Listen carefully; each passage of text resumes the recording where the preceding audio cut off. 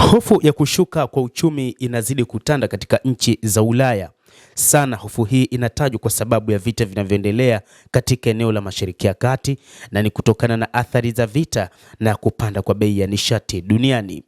Viongozi wa Ulaya wamezungumzia wasiwasi wao kuhusu ongezeko la bei ya nishati kufuatia vita vya Mashariki ya Kati ambavyo vinazidi kutanuka. Nchi za Ulaya ambazo zilikuwa zikipata nishati ya bei nafuu kutoka Urusi ziliamua kukatisha ununuzi wa mafuta nchini Urusi tangu mwaka 2022 baada ya vita kati ya Urusi na Ukraine.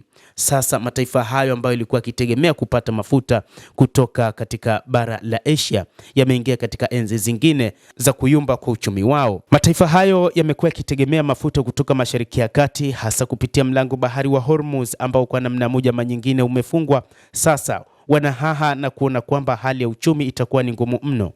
Rais wa Urusi aliwahi kuambia nchi za Ulaya kwamba wangeweza kunufaika na kukuza uchumi wao baada ya janga la korona, lakini wakapuuza na kuweka vikwazo vingi dhidi ya Urusi. Na Putin akasema wakati huu kwamba hawezi kuuza mafuta yake pamoja na nishati nyingine kwa mataifa hayo ambao ni kama vile wamekuwa ni jeuri. Sasa mataifa ya Ulaya ni kama vile wanakula jeuri yao kama wasemavyo Waswahili.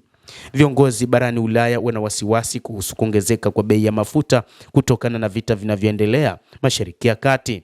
Rais Emmanuel Macron ambaye anafanya ziara nchini Cyprus amesema nchi yake Ufaransa na washirika wake wanajiandaa kupeleka ujumbe maalum wa kijeshi kufungua tena mlango wa bahari wa Hormuz uliofungwa na Iran. Hata hivyo, wachambuzi wa mambo wanazitaja nchi za Ufaransa, nchi ambazo wakati huu zinashindwa kutatua mzozo, badala yake wanataka kulazimisha mzozo kuendelea. Kufungua mlango bahari wa Hormuz itakuwa ni ngumu kwa wakati huu, na ni kwa sababu Iran haitokuwa tayari, lakini itaendeleza kufanya mashambulizi katika eneo hilo la mlango bahari wa Hormuz.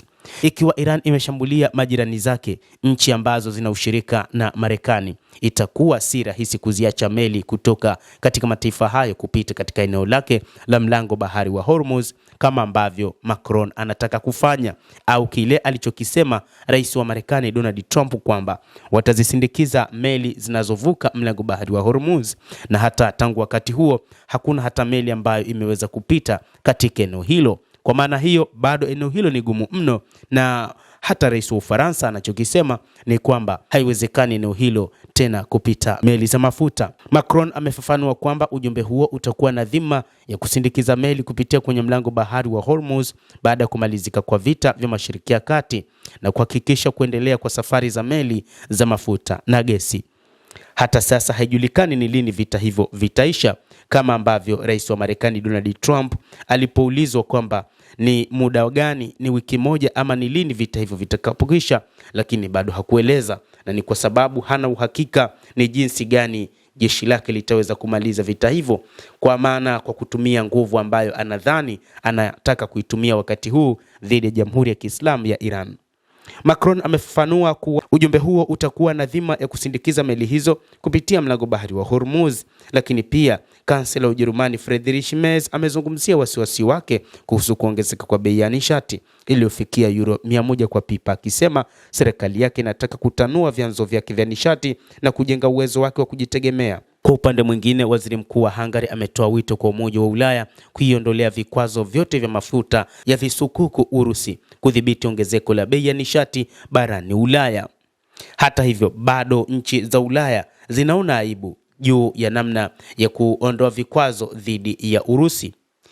Rais wa Urusi Vladimir Putin siku ya Jumatatu aliwaeleza watu wa Ulaya kwamba kinachotokea baada ya wiki moja tu, hali ya uchumi wa ulimwengu itayumba kwa kiasi kikubwa.